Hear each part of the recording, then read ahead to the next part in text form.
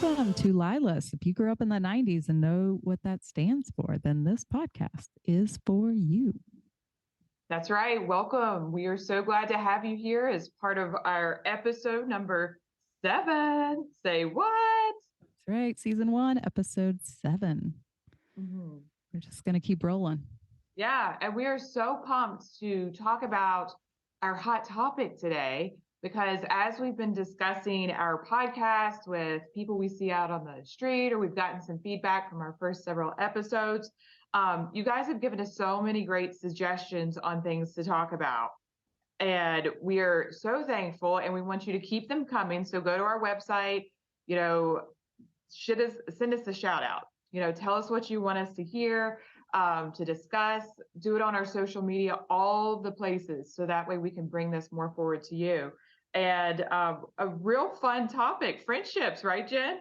Well, in the spirit of LYLAS, we've been best friends forever, and we've been talking about friendships in our 40s and how just how interesting it is, the fact that we've maintained a friendship now for almost 30 years and a long distance one for almost 20 years, and how it ebbs and flows. There's been times in our friendship where we've been closer, and there's been times that we weren't as close, and not that we were, in any sort of like distress or just not friends. It just ebbs and flows with, what we had going on in our life at that time. But what's interesting to me about our friendship is how we've always kind of found our way back to each other. And I've noticed that with some of my closest friends, that's sort of the case. Like, we'll have periods of time where we're super close, and then some time will go. But we always seem to find a way to either re-engage or see each other after a long time. And you can fall right back and sync like the days when you were super close. Yeah, it's not work. I think we've said that before. It's just like, oh my gosh, thank God you're here. Right. Or where have you been? I've needed you, that kind of feeling. But friendships are always evolving. And we kind of jokingly refer to ourselves as misfit moms, just because we're not always really sure where we fit in. Sometimes it's pretty easy to see like friend groups, and they all know each other. They might have all gone to high school together, or they all grew up in the same town, especially if you've moved to a different city like I have. And so it can be kind of tricky meeting new friend groups. Each time I've moved, when I went to college, I didn't know anybody. When I moved to Columbia, South Carolina, I didn't know anybody. And then when I moved to Charleston, I didn't know anybody. So I've had to make new friends pretty much everywhere I've gone since high school. And it's just interesting to me, even now at 40, I find myself making new friends, and how difficult it is to, not that, I'm some misfit or so odd, but it's just hard to find those like true relationships where you can just be yourself without worrying about what everyone's going to think or say about you. It's more difficult than you might think it would be to find those real friendships. It sure is. And that's a great point, because I don't know what necessarily leads to that. I know as kids, like, our best friends are, who sits beside you in class, who lives down the street. So that rule of proximity, the rule of proximity really comes into play in the forming of those social relationships. But as adults, we just don't really have a whole lot of those opportunities unless we really make the time to kind of go out and do it. Yeah, you have to put in the effort, which, we don't always have time to do if you're a mom, if you're working full-time outside of the home. Even if you're not a mom, if you're working full-time outside the home, it can still be difficult. I know that just watching my mom over the years, she tended to be friends with a lot of the people she worked with. And I was the same way. I always had like my friend group at work, and we were pretty tight knit, and you really relied on them I relied on them for a lot of things over the years. When I was going through something really difficult or something exciting, several of them were at my wedding. And so you do tend to sort of fall in, because you see these people all the time. You fall into like those natural friend groups within your work environment as well. Would you say that's true for you? Because you've really lived in the same place for the last 40 years. How about that? Which still to this day shocks the hell out of me. If I thought anybody was going to up and move to New York, it would have been you.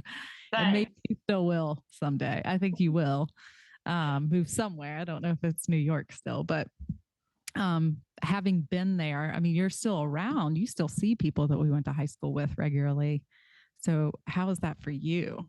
That's a fun question. Um,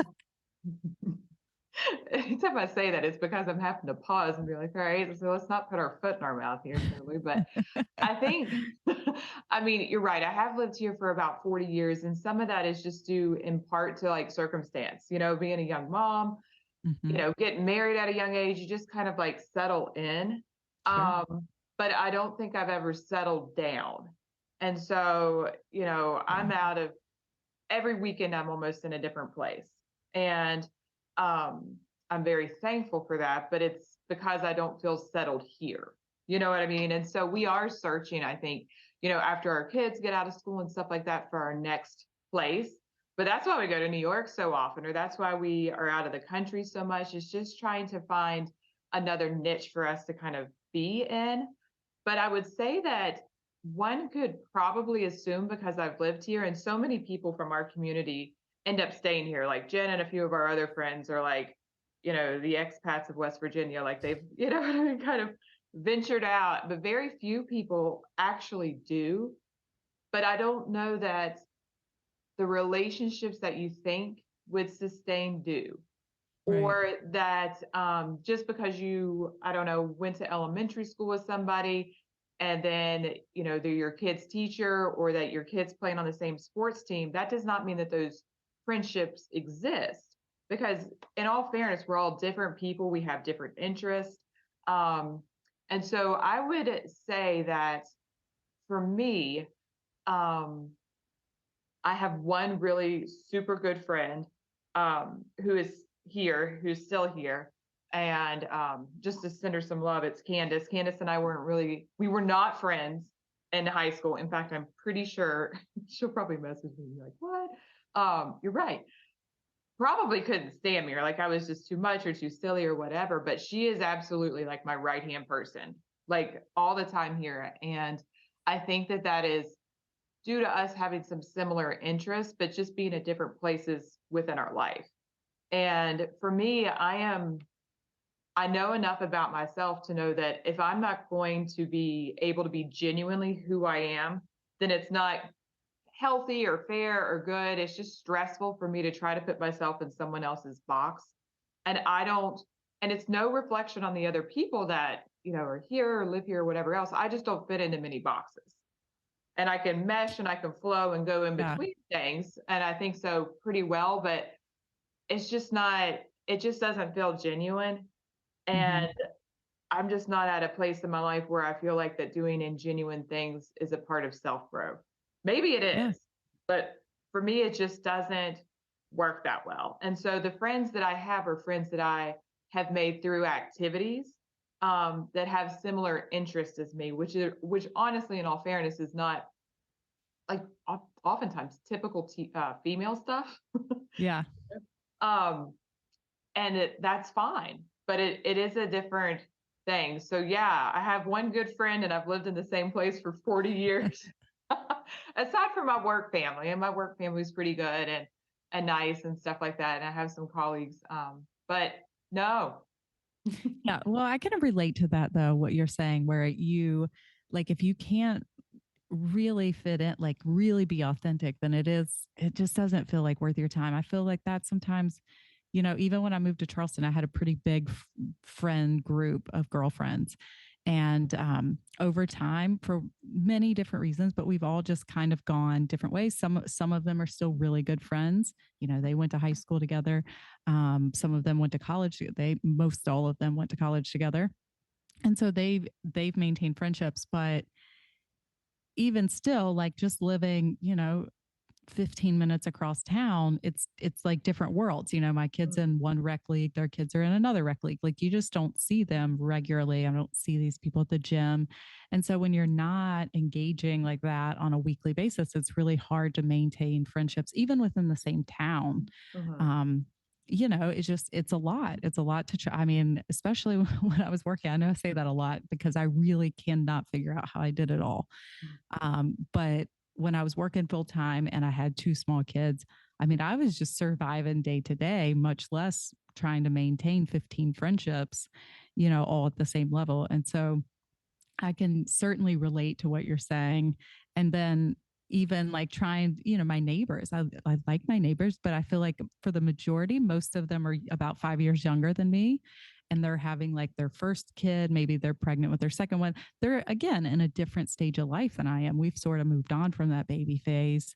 Our kids are pretty self sufficient now. And so we're doing different activities than we were, you know, 5, 6, 7 years ago. And so it just, again, kind of finding your people, like you said, you kind of have to go off some of your activities and your daily interests to really find like-minded women or men that you can really be yourself and authentic around. Yeah. And it takes some time, some growing up and really thinking, okay, it's not about like having 40 friends. It's about having 5 really good friends that Mhm. know you inside and out. And I've seen that as I've gotten older, those friend groups get smaller and, you start to rely on just a few people that you want to put the work in because they are such meaningful friendships. Yeah. Yeah. And I think that's true. And again, I think our definition of a friend changes too as we get older.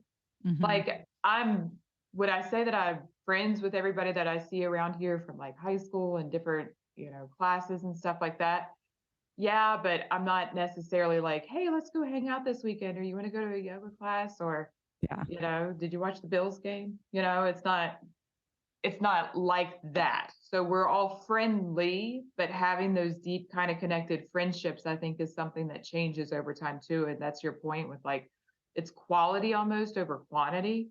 for sure. Um, but it's really important. And you kind of mentioned this, we were doing like our prep for our show, um, how important it is for us as moms, females, us being in this 40s range to have friends, to have social relationships outside of our marriage, because that helps to keep us, very healthy as well. It's great for mental wellness and having those. I mean, I know when I go out with girlfriends for like our group dinner, I would come back just feeling so like inspired and alive and excited. And I'm chattering my husband, I'm like talking Jeff's ear off and he's like, cool, you had fun. But I feel so full after those nights. And that to me is kind of like one of those keys that I look for now when I hang out with someone.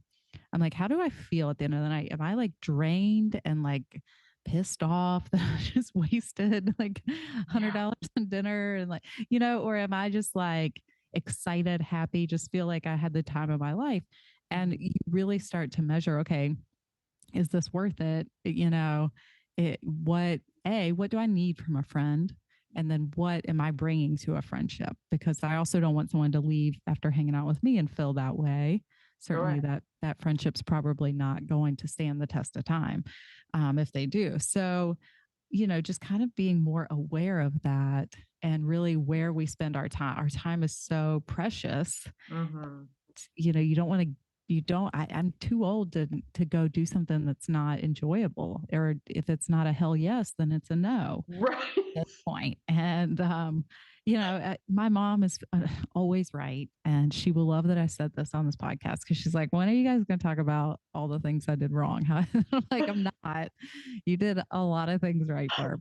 um but again, she's generally right. And she told me at least a decade ago, she said, Jenny, your friends will change over time. And I'm like, Mm-hmm. no, no, like this group of friends, like this is the core. This is who I'm going to do life with. And she's like, I'm telling you, your friendships will change over time. You'll wake up in 10 years and you're going to be friends with all of Jack's friends' moms. She's like, because you're going to see them at the ball field or at basketball games or soccer field or at jujitsu practice. You will tend to gravitate towards people that your kids hang out with. You'll have your friends, if you're working, you'll have, still some of like your soul sisters, if you will, that you can maintain over decades. But she was like, you will notice a lot more changes than you think you will. And Hmm. of course, she was right. She really is. And so, I feel like I've learned a lot of lessons in the last 2 years. I had a loss of a friendship, like a really important friendship in our lives. Our families were very intertwined. Our friends, our kids were best friends. Our husbands were friends. And so that loss has caused me to do a lot of self reflection because it is a loss. I mean, I won't get into the sordid details of what happened. That's not, what I'm here to do. I'm not trying to like villainize anyone, um, but a loss of friendship is like grief. I mean, you experience grief and you go through those stages, and it, it forces you to kind of take a look at yourself and like look at your part. What part did you play? Because there's two sides in every relationship, and we all have to take accountability for our part of it. And so I feel like in the last 2 years, I've really learned a lot about myself, what I need from a friendship, or maybe what I expect, what I bring to a friendship, and what, I think that I have to offer as a friend. But also really looking at those things. And if you're not getting what you need from a friendship, saying those things out loud, or being able to kind of like let go of a friend, um, it just wasn't working out, and doing that with love and with kindness, and not having any kind of ill will towards them, but just saying that friendship ran its course and it was good while it lasted. And, here we are, just we're in different spaces, and that's okay too. I mean, that's okay to kind of release someone with love and light and move on with your life, because there are going to be other friends. It's like, relationships that don't work out. Mm-hmm. There will be more, and you just have to kind of work your way through those grief steps. I don't know how else to say that, because it really feels like, grief, or like a loss, a death of some kind. Oh, absolutely. And the beautiful thing to release someone. Wow, what a nice saying. Like that just hit as soon as you said it, I was like, oh, that sounds great. But it's a beautiful way to think about a closure of something that does have so much emotion and so much connection to. To release it is better than to just like trash it, I guess. Mm-hmm. Yeah. And I mean, don't get me wrong. I went through that phase too, where my husband was getting an earful every night of my side of the story. And like, that's what I mean by these like stages of grief. Like I went through like the anger phase, and then the sad phase. And then I moved on to like the, I can love you from afar phase. But I truly believe that everything happens for a reason, and that some things just aren't meant to be at that time. Like the timing's off, something's off, and the world has a way of working through that. Um, but I think that, it's just the natural evolution of relationship, any kind of relationship, friendship or relationship. You're going to come to a point where maybe you don't see eye to eye on something, and how do you, in a nice way, kind of let them go, or let that. Yeah, I remember I had posted something like a year later after it happened. I posted something and you responded to it, and you were like, "Oof," like you read it, and it was about just like, because anytime something ends, as all things do, good or bad, everything will end at some point. Letting go of memories that you've made or created with that person, letting go of that is hard, and it's messy, and sometimes it feels like you're not good enough, or that, it can really take a toll on your mental health. And so you have to kind of work through that and say, okay, what did I contribute? How did I contribute to this ending? But also to, okay, why, why did this happen? And what can I learn from this, and bring forward to future friendships or relationships. I think it just takes a little time, like anything, it takes time to sort of get really clear on your intentions. And, now that we're in our 40s, like we just don't have a lot of time to think about friendship. Like it should be easy right now. It has to be easy right now, because we don't have time to think about like, was she going to be mad at me about this? Or, Right. oh, she didn't get invited to this, but I did. Like, I mean, like that's just an example, but we don't have time to think about stuff like that right now. So it's so different from those early 20s where you could pour more of yourself into those friendships. At least I could. You were at home nursing baby, nursing a baby, but There's it's just that. for me that was like a time when I could give a lot more to my friendships and Mhm. think about them a lot more. And I don't have that capacity right now. You see, that's actually, I'm glad you said that because I never thought about it in reference to myself before. But even in regards to the people that still live around here and my connections with them, they were in college, having a Hmm. great time. And is probably a time in my life in which we could have deepened our relationships more For sure. had I not been taking 21 hours a semester, kid on hip, Yep. or on tit, as the case may be. And I nursed that kid forever. You did. Oh, What was it really, like 5 years or something? I mean, it was long. it was an unnecessary period of time. It was totally unnecessary. I don't even remember. He was well into being verbal at that point. Um, but whatever. But I do think that your comment right there helped me to gain some insight into why I'm not better friends with people here.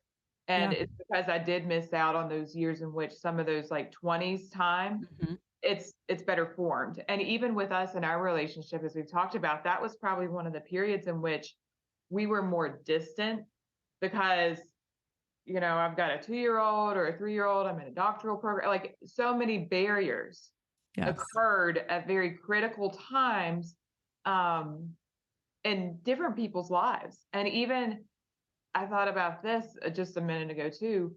Um, Me being who I am professionally here does serve as a barrier to me making friends. Hmm. It just is I what it could see is. that. And maybe other psychologists that, especially if you like practice clinically and have, done addiction work or health psych work or whatever else. And I do a lot of public work here as part of my job, but people naturally stay away just because of what I do. And which is fine. I mean, I totally get it. We're trying to break down this stigma that we're, weird or judgmental people. Um, but I think that those two things really served as huge barriers to me having the greater connections with people that are still here. And now, he's off to college and I've got the younger one and they've all now had kids and are younger ones, but we're not at the same place in life because I missed out on those 16 years in Yeah. which we could have had something. And so me being and feeling like a misfit, I guess, is a very real thing just because I don't like I'm just at a different place than all of these different people at once. So even Cameron's um, friends' moms, I'm not talking to them because they don't have 8-year-old kids, Right. And then also, she's not active in a whole lot of like extracurriculars. She's just not that. She's very creative, so she's not that type of kid. And just with other circumstances, it makes it challenging. But so, where do these things come from? And it just comes from really maintaining the relationships and pouring a lot into it that do exist and being reflective of whenever I do see people that I have a connection with, making sure that I honor it. And Jeff mentioned this the other day, and he didn't even know because he's so busy he forgets 99% of the things that I do. Love his heart. And I don't even fault him for it because it's just so much to kind of keep up with. But he knows whenever we've talked because I'm so bright and I'm like, I'm happy and I'm kind of like giddy or silly or even like more forgetful, which should probably like get on his nerves or more distractible. But he just knows that I've talked to you and that I'm feeling just rejuvenated and just having done that. And so I think that that speaks to even what you were talking about. Like you just feel so good sometimes whenever you have that real deep human connection with somebody and Yes. it just lightens almost every other part of your day up. It's like it recharges your soul a little bit. Not that our partners can't do that on some level. I mean, there's certainly things like when we have a good date night or when we take a trip and it's just the two of us or I mean, they're when we exercise together. Yesterday we played pickleball together. Like I felt charged after that. We can do that with our significant other, But when, you know, those friendships are so important because there are certain things that you don't want to talk to your significant other about or that they can't relate to, and that your girlfriends or your guy friends that they can relate to. And so it's so important, I feel like, for like recharging ourselves so that we can, you know, pour more out. I'm all about right now, uh, tying into to last week's episode, that self-love, because you can't really give your love if you're not filled with love. And so we have to have those relationships that fill us up, not the ones that drain us, that are negative, that, you know, if you find yourself being around somebody that's negative all the time or nitpicking or talking about others, you know, those things will drain you so quickly. And you'll just kind of, I don't know, at least I would come home sometimes and I feel icky. Hmm. Like, I don't want to be around that negativity. Like, that's not the vibe that I'm trying to be in each day. I'm trying to, you know, to guide with love and happiness, and like that's just how I want to live my life. And so when that doesn't match, it's just it's not good. And No. we need those people that are giving, that are charging us up. And again, not saying that, yeah, again, not to throw shade towards any like past friends that I've had or friendships, that people that I don't really speak to anymore or whatever. It's not about that. It's more about what, you know, focusing on the people that do fill you up, that do recharge you, and putting your effort into those relationships. Because sometimes you can put a lot of energy into a relationship where you're not getting anything back from that. And then those other ones that are kind of your recharge, you're not giving as much to them, you know. And so that's something that I've certainly really taken to heart. And I've put a lot more effort into some of my other friendships, even with Sarah. I mean, I feel like we've really reconnected in the last couple Hmm. of years. And, you know, it's such an important friendship to me. You are always there. You're the first person to call when it's terrible, when it's great, when it's not okay. I mean, you're just that person for me that I can always come back to. I can always be myself around, no judgment.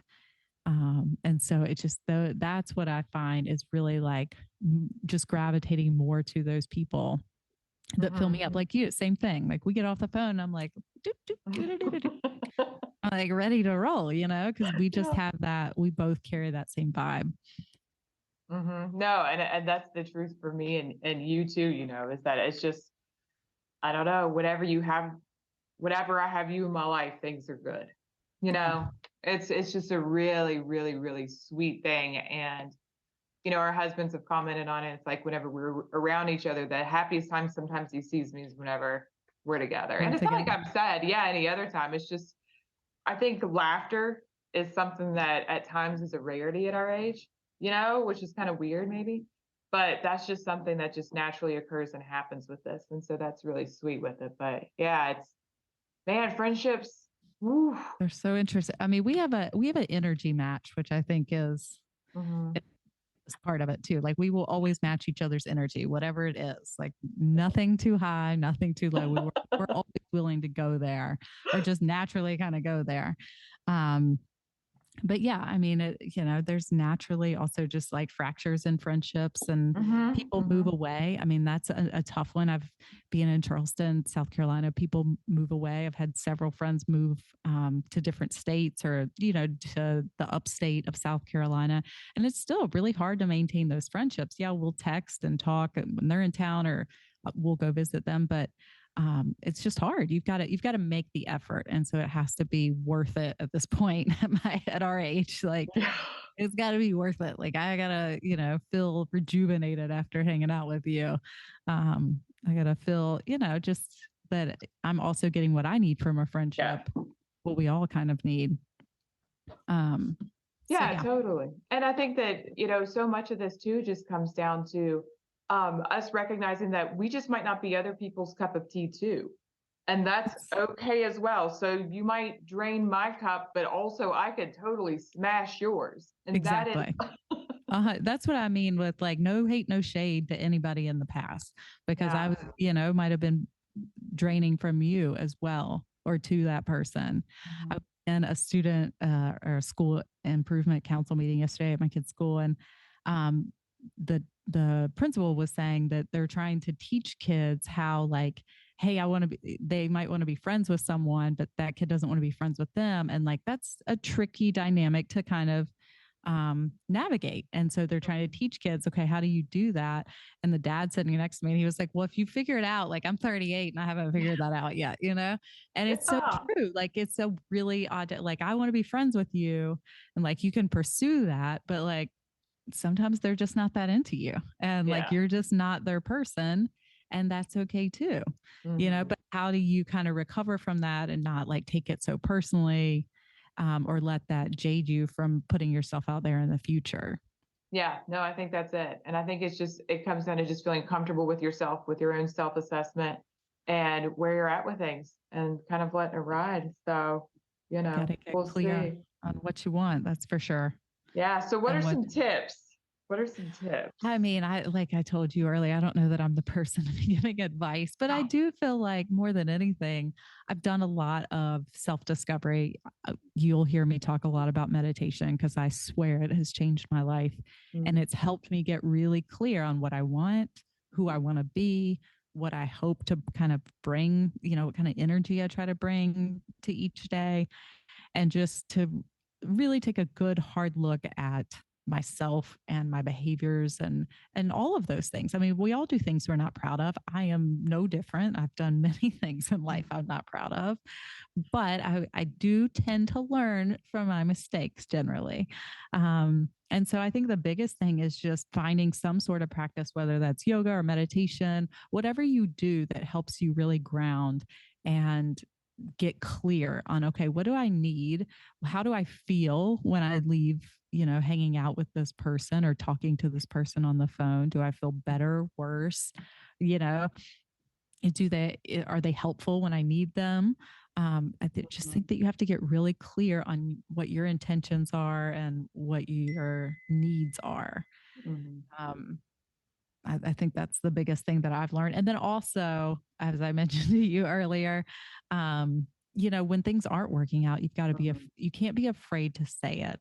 You can't be afraid to say, look, I need this, or this is bothering me.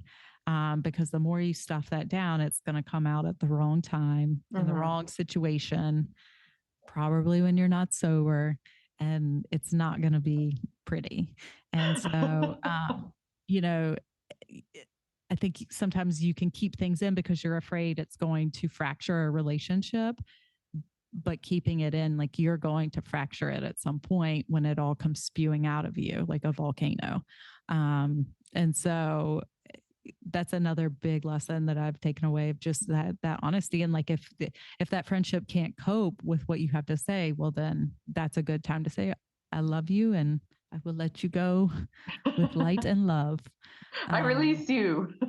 right, that this, you're just, we get it, we're just not that into each other anymore, and that's okay.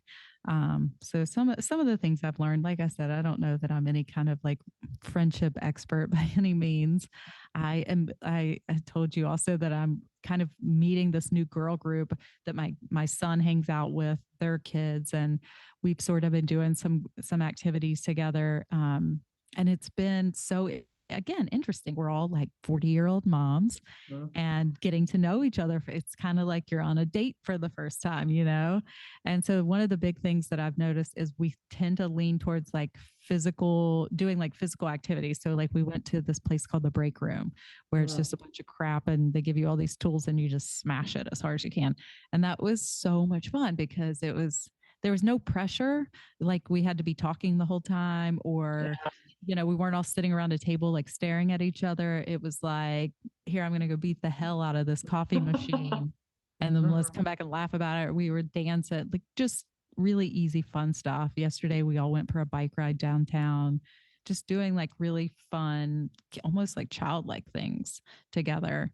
That kind of takes the pressure Yeah. off of like the constant conversation or feeling like you have to tell them everything about you or listen, you know, that it's easy. It's a lot easier, I feel like, to get to know people.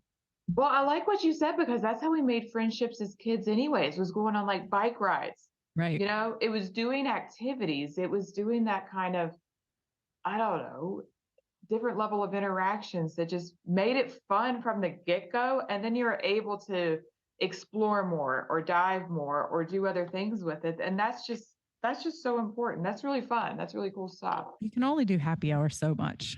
I mean, Yeah. honestly, it can. Like at some point, like, okay, you can go to happy hour every Friday, but like I feel like you can really like make connections and make memories with people when you go out and just do random things like go for a bike ride, go paddle boarding, go kayaking, go bike ride, go mountain biking, whatever you like to do wherever Yeah, you live. If you have access to a ski resort, whatever that is, doing those types of things, it's so much easier to kind of get to know someone. absolutely. And I think that you're right. And if you're looking to making friends, doing that, and that's how like Keisha says sometimes, it's like, what do you like to do? Where do you like to go? What do you like to hang out at? Make yourself a regular and then just start small chatting or chatting with people, whether that's a yoga studio, a bookstore. Um, some of the greatest friends I've made throughout my later adult life just came from, and we're both active people, so this might just come more naturally for us, but it came from me just starting to do like runs, and then we'd see each other at races, and then Yeah. we'd continue to, and then we'd be like, hey, you want to get up and train together? Do you want to do this? And so it just became like how those childhood friendships are then formed again. So it made it, yeah, tons easier. Activities, number one way to make friends. Yeah, that's a good point. Even like the races, I could even see that being more meaningful in some ways because you're building, you're working towards a goal, and then you Mm-hmm. accomplish that goal together. And so there's that sense of like, hey, we've just had this really like emotional kind of like experience with one another. Mm-hmm. Because anytime you meet a goal or like finish a race, I feel like there's so much emotion that Oh, comes yeah. with that and pride, all the things. You're feeling all the things. And it just helps you build that connection with people on a deeper level, which is what we're really looking for. The surface level, like we're just kind of past that at this point. Over it. Ain't nobody got time for that. Oh, and it's not like we're like dying right now, but we are at a point in our lives where we value our time. So Yeah. those that we spend time with, guess what? You made the list. That's right. That's right. If I'm spending time with you, I really like you. That's exactly right. Really fill my bucket up. Right. And if I'm not, it's not that I don't like you. It's just that I'm just going for the buzz, right? Like the connection, Right. I'm you know? going for, yeah. Yeah. But we have needs too. And it's okay to say that. Like, I need this. I need to feel connected to someone. I need to feel like they're not judging my every move, or that I'm not good enough. Like I need to feel that way. And I mean, that's okay. It's all right to recognize those things about yourself. I'm a needy bitch. Bring it. Why not? Yeah. I need it. But that's okay too. You can again say it's Whatever. with light and love. That's So 100%. That is so true. But this was a fun topic. I really enjoyed just like hashing it all out, especially because it is so important to our lives. But this whole show is based upon our friendship. it is. It Oh, is. I that's mean, sweet. this is so fun just being able to do this with a friend. Because again, I feel like it's bringing us back and we laugh so much and it's just easy because we've known each other for so long. Like we're not wondering, there's no questions between us. It's kind of like we just say it and it's just easy, which is really ultimately what it boils down to. It should be easy. There's so much hard in this world. There's so much hard in this life. Like it needs to be easy.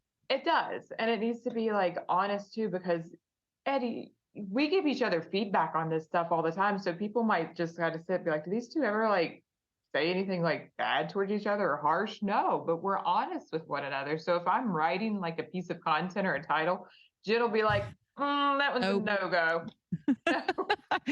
No, we need to rework that one. I'm like, oh my God, thank you.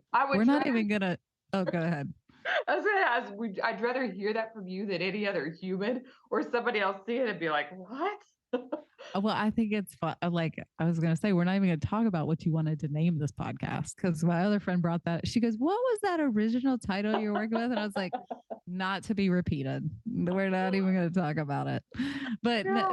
that's also part of like just our dynamic. It's just funny. Yep. At least to us, it is. You got to call each other out on each other's shit sometimes, right? That's right. You can't be afraid. Rule number 2. Right. So if you have tips, share them with us. If there's or fun questions, things, yeah, please. If you're going through this, I mean, when I was going through, and like I said, I'm 2 years out now from the loss of that friendship, but when I was going through it, it was hard. I mean, it was hard because it impacts other friendships. It, and it's a loss. It's a mourning phase. And so I'd like, if anybody else is going through this, I would love to hear some of your comments or questions, anything like that, that we might be able to talk about on this podcast, because I certainly could have used some, a lot of people were just like, oh, that's terrible. But some people were like, I can totally relate. And they had their own, very similar situations. And those were always so helpful to hear, like, okay, I'm not the only person. I'm not a terrible person. We all do things that we regret. But there's always 2 sides to every story. It takes 2 people to maintain a friendship, and it's okay to recognize that, that we each play our part. Yeah. No, that's totally it. And that feedback is just so important. So if anybody, like you said, has questions or has suggestions on this, then let us know. Also, if you, have great tips or great memories that you shared with a friend, we'd love to hear that stuff too. It's just fun for us all just to be reflective of those great people that we have in our life and the moments that we've shared with them, because it's fun stuff. And this whole show is about friendship. So that's right. And celebrating the fun too. So that's right. Send this to your bestie, send this to your best friend. Take a listen together. You can find us on Instagram, Facebook at the LYLAS Podcast. You can find us on our website at thelylaspodcast.com. Subscribe on our website, because that helps us kind of keep all of the information in one spot. But yes, like, subscribe, send it to your friends. And then, meet us back here next week for another hot topic. Because we're your new besties. That's right. Until next week, guys, LYLAS out.